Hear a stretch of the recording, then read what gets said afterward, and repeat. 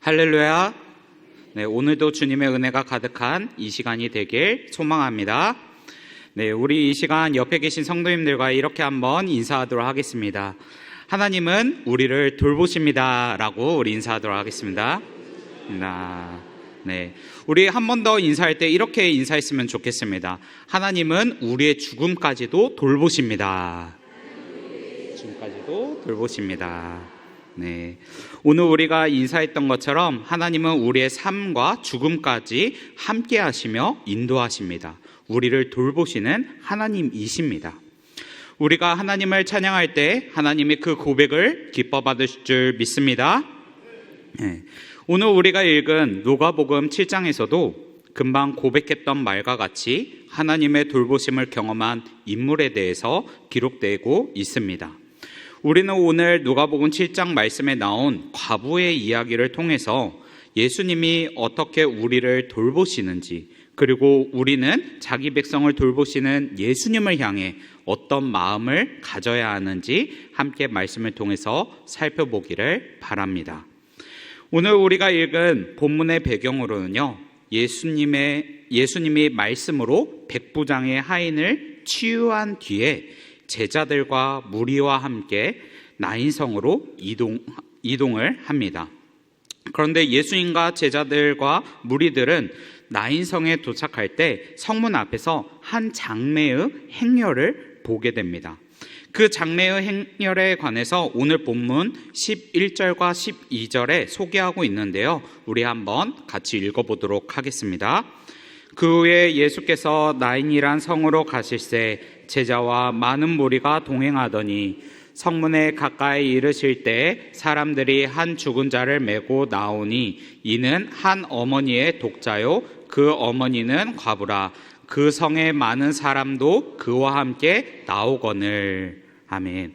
그 당시 유대인의 장례의 문화를 보면요, 사람이 만약에 죽게 되면 더운 날씨로 인해서 시신이 빠르게 부패했습니다. 그래서 시신이 빠르게 부패하기 때문에 시신을 오래 보관할 수가 없었습니다. 그래서 유대인들의 장례의 문화를 보면 그 날에 만약에 사람이 죽으면 그 날에 하루를 넘기지 않고 장례를 치르며 동굴 무덤으로 이동을 하게 되었습니다. 그러니 지금 예수님과 성문에서 만난 이 장례의 행렬은 바로 사람이 죽은 지 얼마 되지 않는 그 상황과, 그리고 아직도 유가족들은 깊은 슬픔과 충격에서 빠져나오지 못한 상황이라는 것을 우리가 알 수 있습니다. 그런 상황에서 예수님과 장례의 유가족이 만나면서 이 유가족에 대해서 설명을 하고 있는데요, 그 여인에 대해서 이렇게 소개를 합니다. 이는 한 어머니의 독자요 그의 어머니는 과부라라고 소개하고 있는 것입니다.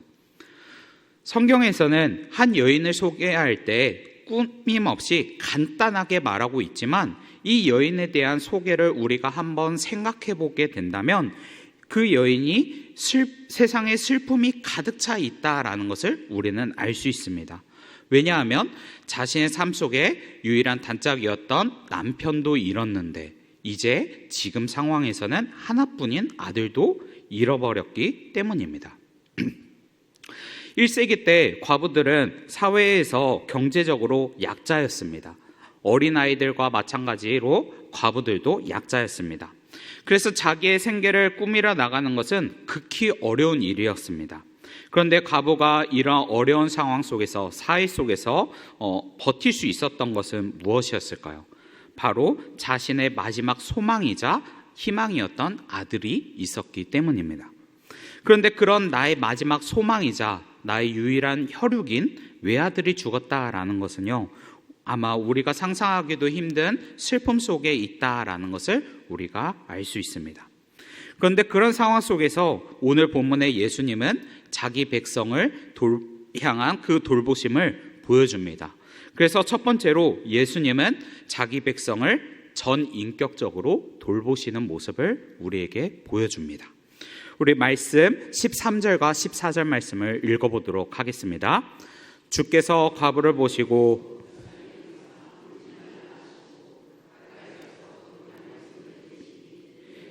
선지라. 예수께서 이르시되 청년아 내가 내게 말하노니 일어나라 하시매. 아멘.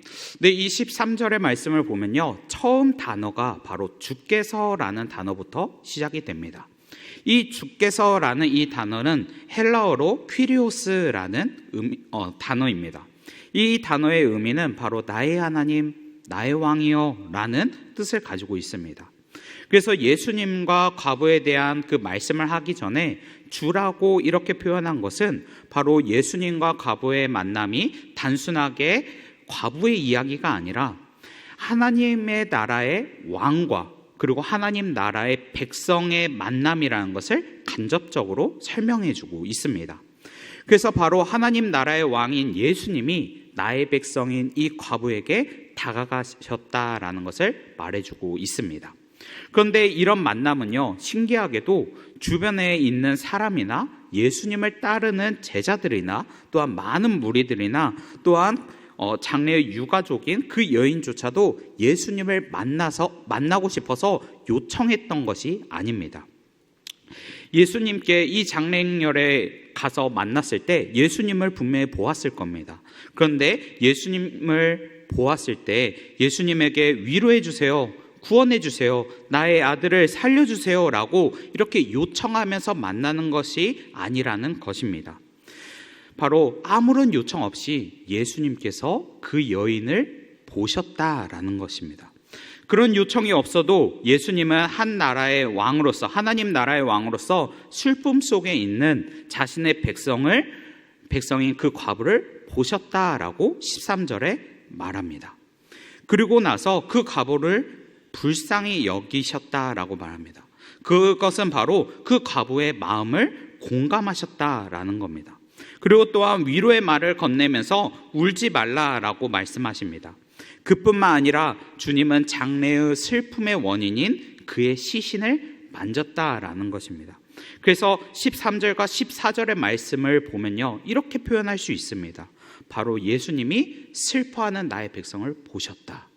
그리고 또한 그 과부의 마음을 공감하셨다.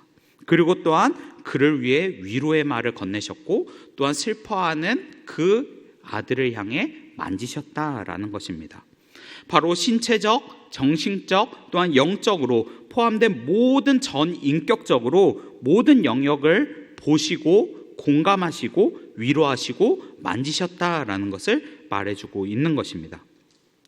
즉 예수님은 누구의 요청으로 그들에게 다가간 것이 아니라 나의 백성이 슬퍼하기 때문에 나의 백성을 보셨고 또한 나의 백성이 슬퍼 울기 때문에 같이 공감하시며 슬퍼하셨고 또한 위로의 말을 전했다라는 것입니다. 그런데 예수님이 이렇게 전인격적으로 모든 영역에서 보살피는 것은 자기 백성, 이 과부에게만 해당된 것이 아닙니다. 바로 자기의 백성이라면 누구든지 돌보셨습니다. 요한복음 11장에 보면 나사로의 장례식장에서도 예수님이 나의 백성이라면 전인격적으로 돌보시는 내용이 나타납니다. 요한복음 11장 33절과 35절의 말씀인데요, 같이 읽어보도록 하겠습니다. 예수께서 그가 우는 것과 또 함께 온 유대인들이 우는 것을 보시고 심령의 비통이 여기시고 불쌍히 여기사 이르시되 그를 어디 두었느냐 이르시되 주여 와서 보옵소서 하니 예수께서 눈물을 흘리시더라. 아멘. 나사로의 그 장례식장에서도 예수님은 함께 온 유대인들이 우시는 것을 보셨습니다. 그리고 또한 자신의 심령을 비통히 여기셨습니다. 그리고 함께 공감하셨습니다. 그들을 불쌍히 여기셨습니다. 그뿐만 아니라 나의 백성을 향해서 눈물도 흘리셨습니다. 이와 같이 예수님은 전인격적으로 자신의 백성과 함께하며 또한 돌보셨다라는 것을 알려주고 있습니다. 예수님은 오늘도 우리들을 향해서 자기 백성을 돌보십니다. 하나님은 전지전능하신 분이셔서 우리가 지쳐 쓰러지듯 힘들어하실 때에도 하나님은 우리의 상황과 마음을 보시는 분이십니다. 그리고 우리가 힘들 때면 같이 공감하시고 눈물을 흘리시고 위로하십니다. 왜냐하면 하나님은 자기의 백성을 돌보시는 분이시기 때문입니다. 오늘날 우리는 우리를 보시고 공감하시고 위로하시는, 그리고 우리를 돌보시는 하나님을 믿으시길 바랍니다. 그럴 때 하나님이 자기의 백성을 돌봐 주실 것입니다. 그리고 계속해서 예수님은 자기의 백성의 죽음까지도 돌보십니다. 14절과 17절의 말씀입니다. 같이 읽어보도록 하겠습니다. 가까이 가서 그 관에 손을 대시니 맨 자들이 서는지라. 예수께서 이르시되 청년아 내가 내게 말하노니 일어나라 하시매 죽었던 자가 일어나 앉고 말도 하거늘 예수께서 그를 어머니에게 주시니 모든 사람이 두려워하며 하나님께 영광을 돌려 이르되 큰 선지자가 우리 가운데 일어나셨다 하고 또 하나님께서 자기 백성을 돌보셨다 하더라. 예수께 대한 이 소문이 온 유대와 사방에 두루 퍼지니라. 아멘. 예수님은 자신의 백성을 위해서 전인격적으로 돌보셨습니다. 그러면서 14절에 죽은 시신이 들어있던 관에 손을 대셨습니다. 그 당시에 유대인이나 제사장이나 선지자들은 시신이나 관에 손을 대는 것을 금기시 여겼습니다. 왜냐하면 만지면 부정해지기 때문입니다.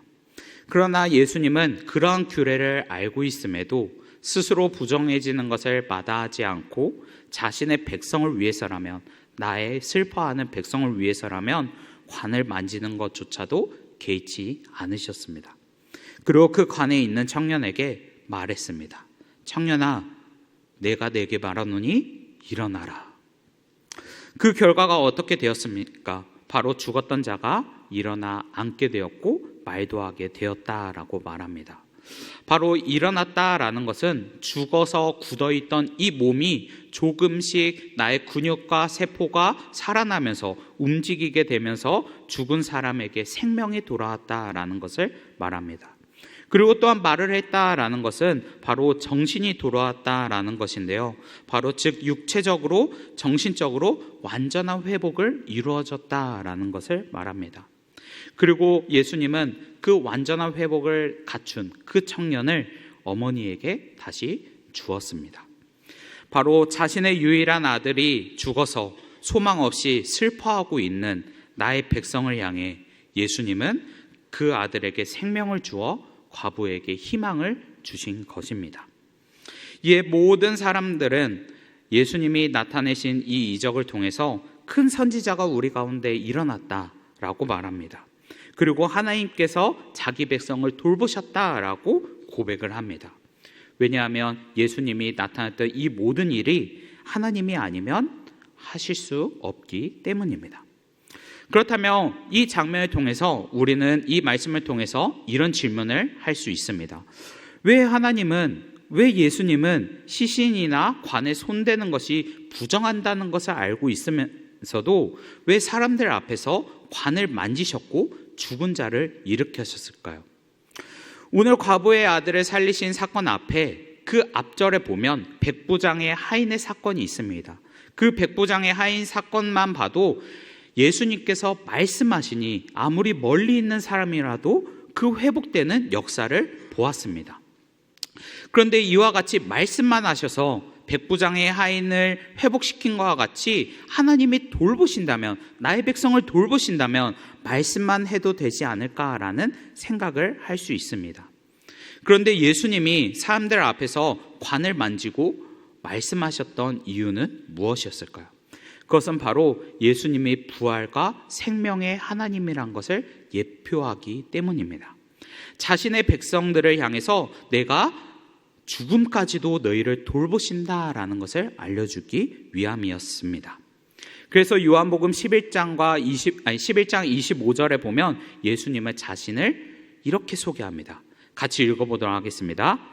예수께서 이르시되 나는 부활이요 생명이니 나를 믿는 자는 죽어도 살겠고. 바로 예수님이 부활과 생명이시라고 고백을 하고 있는 것입니다. 그러기에 예수님은 자신의 백성들을 향해서 죽음까지도 돌보신다라는 것을 알려주기 위해 몸소 관을 만지시는 모습을 보여주셨습니다. 우리는 이 말씀을 통해서 예수님이 이 땅에 오신 목적을 한번 생각해 보길 바랍니다.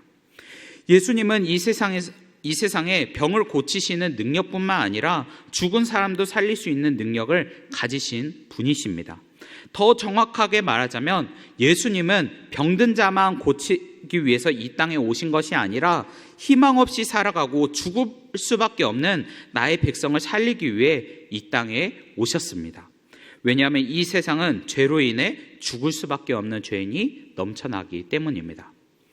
우리는 죄로 인해 영원히 멸망할 수밖에 없는 자들이었습니다. 죄의 앞에서는 살 수 있다라는 희망조차 없는 그런 죽음의 상황에 우리는 있었습니다.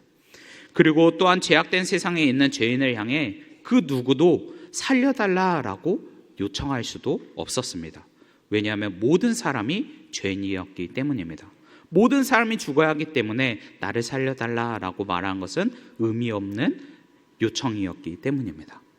그러나 하나님은 이렇게 희망 없이 죽을 수밖에 없는 자신의 백성을 보시고 불쌍히 여기셔서 우리를 위해 독생자 예수 그리스도를 이 땅에 보내주셨습니다. 그리고 예수님은 우리의 죄를 대신하여 십자가에 돌아가시고 또한 죽음에서 승리하셨습니다. 그리고 우리가 죽음에서 부활하신 독생자 예수 그리스도를 믿을 때 죽을 수밖에 없었던 우리가 구원의 길을 가게 되었습니다. 그래서 에베소서 2장 1절에 바울은 이렇게 말합니다. 그는 허물과 죄로 죽었던 너희를 살리셨도다. 아멘. 오늘날 우리가 이렇게 구원을 얻을 수 있게 된 것은 무엇입니까? 바로 하나님이 자신의 백성을 돌봐주셨기 때문입니다. 예수님은 과부의 이야기를 통해서 희망 없이 죄악된 세상 속에 살아가는 나의 백성을 위해, 우리를 위해 부활과 생명이신 예수님이 이 땅에 오셨다라는 것을 예표하십니다. 예수님은 오늘도 우리에게 부활과 생명이 되십니다. 우리는 우리에게 구원의 길을 예비해 주시면서 자기 백성을 돌보신 하나님께 감사와 영광을 돌리시길 바랍니다.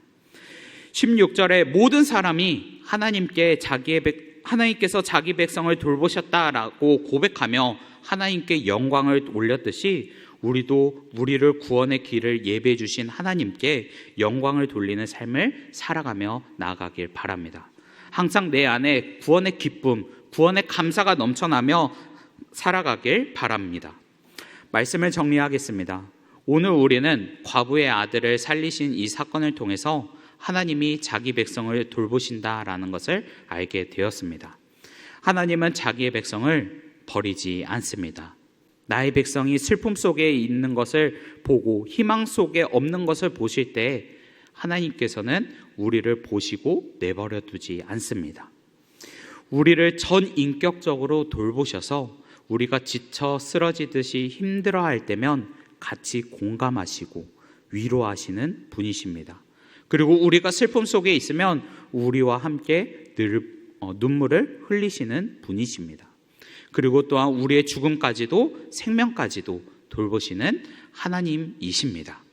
오늘날 우리는 죽을 수밖에 없는 죄인이지만 하나님은 우리를 불쌍히 여기셔서 예수님을 구원의 길로 예배해 주신 것을 기억하며 하나님께 감사와 영광을 돌리는 하나님의 백성이 되길 주님의 이름으로 축복합니다.